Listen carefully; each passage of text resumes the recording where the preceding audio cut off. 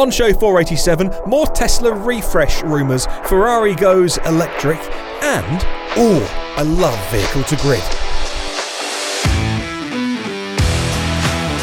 Those stories and many more coming up on today's podcast. Good morning, good afternoon or good evening wherever you are in the world. Welcome to EV News Daily. This is your Thursday edition, 30th of May. My name is Martyn Lee. I'm going through every EV story that I can each day to save you time. I hope it's time well spent. A ton of news today to go through.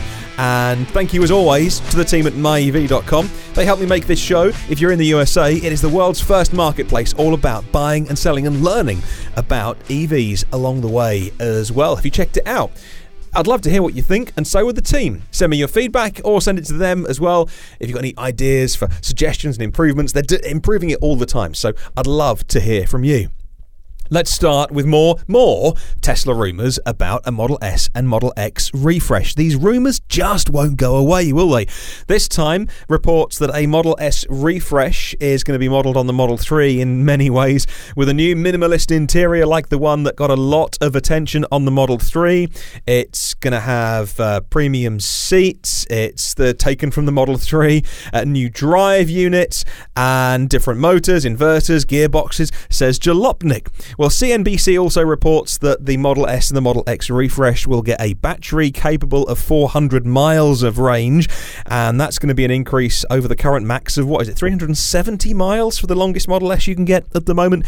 The updated model aiming for a production start September this year. These rumours have been around for so long, since last year when I think probably Fred at Electric was the first one to go with the story, but even then it was hardly a surprise when he ran with the story, because when we first saw the Model 3, everyone said, the screens are different way round. Shouldn't they all match up? So at some point, one day in the future, the S, the X, the 3, the Y, they would all probably, if you can use the same technology, the same screens, you're going to save some money, supply chains, things like that. So none of this is going to be groundbreaking, I'm not sure what word I just said there, groundbreaking news for you. But more rumours, once again, this time Jalopnik and CNBC going with the story and actually putting a date on it of September. Now, yesterday there was a big Ferrari story, and it's all about Ferrari going electric. Not full electric though, we are talking hybrid. It shouldn't come as a surprise these days after the success and very warm reception of the LaFerrari. I saw one of those a couple of weeks ago on my visit to Miami. I was able to get very up close and personal with a LaFerrari, and it was the first time I'd seen one. I'd got within touching distance of one, and I had a good old snout around. It was plugged in as well, as all the Ferraris that I saw were actually plugged into the wall. So I presume either keeping the batteries topped up or, I don't know, like keeping some systems running or something when they're stored. Anyway, needless to say, as a bit of a car person myself, not just an EV person, it was stunning to see Ferrari and what they did, the LaFerrari rather. And now there's a new Ferrari which is indeed far more electrified, the SF90 Stradale, or Stradale would that be? I need to find the pronunciation of that. The SF90, effectively the most powerful road-going Ferrari in history. Now there's two headlines I saw with this story. The most powerful road-going Ferrari in history. The other headline I saw was Ferrari's first hybrid. Now, there is no coincidence that you add batteries to a car and it's going to make it seriously quick. 986 horsepower coming from the combined drivetrain, the powertrain. It's going to be adapted for use in future models as well. So future Ferraris are going to have this technology in, according to Anthony Carr at Motor1.com. The SF90 from Ferrari, the propulsion system is a 4-litre V8 engine. That's the fossil bit. However, what we're interested in is 3 electric motors powered by a big old lithium-ion battery, and it's one of the motors on the rear axle as well. 2 more up front. The motors on their own make 217 horsepower, which even without the fossil engine is plenty power. Now, power reaches all four wheels through an 8-speed dual-clutch transmission. Now, Jeff Perez is also a writer for Motor One. In a separate article talking about the SF90, he said, for drivers feeling efficient off the track, if you don't need to access all that power, you can use it in pure electric mode. It's got a 16-mile range, that's 25 kilometres, and a maximum electric speed of 84 miles an hour, that's 135 kilometres an hour. It's got plug-in charging. Like I say, this isn't a soft hybrid. This is a proper plug-in hybrid from Ferrari. And the SF90 is as happy mooching around Maranello at low speeds in total silence as it is tearing around the track.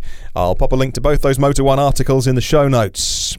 How do you fancy some bus talk? All right, Hyundai Motor Company has unveiled a new all-electric double-decker bus, the first of its kind for Hyundai, and part of the company's efforts to help reduce traffic congestion and air pollution.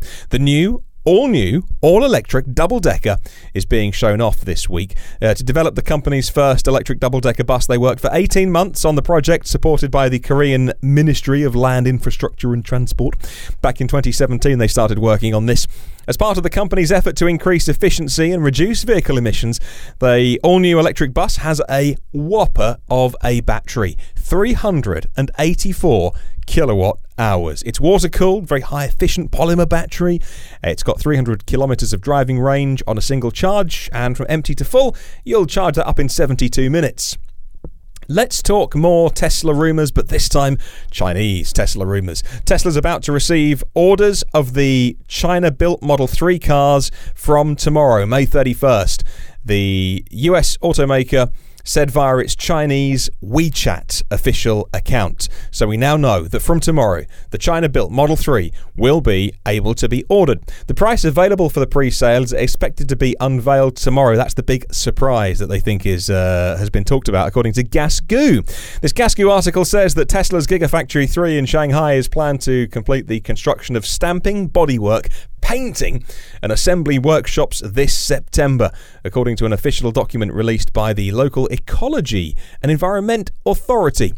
Besides, there's a seat production area, there's a powertrain workshop, electric motor workshops, and they're all going to be finished this time next year. Actually, no, sooner than that. It's March next year they're going to be finished. I'll pop a link to Gasgoo in the show notes if you want to read more. By the way, one of my listeners who listens to the audio on YouTube left a little comment to say, yes, all of the Tesla Model 3s made at the Gigafactory 3 in Shanghai will indeed be sold in China. I speculated yesterday because I'd seen some rumours that actually to get the price down, they would even make Model 3s in China and possibly ship them elsewhere in the world simply for the standard range Model 3, not the others. And that was denied, at least by one of the comments that was left to me on YouTube to say, no, that's all wrong. Only standard range Model 3 made in China, all going to be sold to the Chinese market. Let's talk energy next. Consumers Energy has launched a program that'll make it easier for owners of EVs to charge up their vehicles, says the website Up North Live. Consumers Energy is called Power My Drive. It's a rebate program and it's available from June the 5th. This is for Michigan, by the way. There's a residential plan. Rebates for residential EV owners up to $500 if you put a 240-volt charger into your home across the state. There's public rebates on offer for level 2 chargers in public places and at workplaces throughout Michigan, and you can get up to $5,000 a charger, and for fast charging up to $70,000 worth of rebates if you install 24 DC fast chargers along highways and travel routes in Michigan, working with statewide entities to ensure a unified network across the state. Great that a energy company here is offering rebates for people putting in more infrastructure. Final story today, and EDF, which is Électricité de France, EDF and Nuvei, a company which we've featured on this podcast many times before, has founded a joint venture, and it's called Dreev. It's D-R-E-E-V. Dreev? Now, I can't quite work out how to say this, but it sounds like a great idea. The project is all about developing vehicle-to-grid solutions, and it's what we call V2G. Oh, I love a bit of V2G. I'm probably more obsessed about it than is healthy. Like a bit of V2H, vehicle to home. I heard a new one this week, V2X, vehicle to anything. Shouldn't that be V2A? Anyway, but a bit of V2G. Oh, lovely. Vehicle to grid. I just think it makes so much sense. Right, for our cars, which store energy, to be part of our energy usage. The focus is on the main European markets, France, Belgium, Italy, and here in Great Britain, says the industry website Electrive. Drive, DRWV, will concentrate on developing and deploying vehicle-to-grid technology, which EDF considers the most promising aspect of smart charging. In terms of technology, the joint venture builds on solutions already developed by the startup Nuvei. And we've had Mark Trahan on the podcast before, a former Saturday special. If you want to listen to that show, hit the blog, which is evnewsdaily.com. In the little search box top right, type in Nuvei, N-U-U, sorry, I got that totally wrong. N-U-V-V-E. N-U-V-V-E. Or you can type Mark, M-A-R-C, probably find it as well. And that was a show we did last year, a fascinating interview all about V2G. Oh, I love V2G. Right, on to our question of the week this week. Thanks to myev.com for setting our question of the week. Keep your comments coming in. Email and comment section. What would your dream job in the EV industry be and why? What would be your dream job and why? Let me know. You can email hello@evnewsdaily.com. Rightio. Time for the endy bit. 214 patrons keep us going. Our most recent patrons, by the way, are Gerard and the team at tryev.com here in the UK. I had a good old chat with Gerard earlier today, and going to meet him next week at Fully Charged Live, June 7, 8 and 9 at Silverstone. If you haven't got your tickets yet, what are you waiting for? I'll see you there. I'll be there on the Friday and the Saturday, by the way, with the microphones, chatting to a few people, and looking forward to meeting you if you are going along to Fully Charged Live. Well, there are 486 previous shows online you can get for free, and get the new ones first and free and automatically by hitting that subscribe button and downloading them before anybody else. If you want to come and say hi on the socials, search EV News Daily.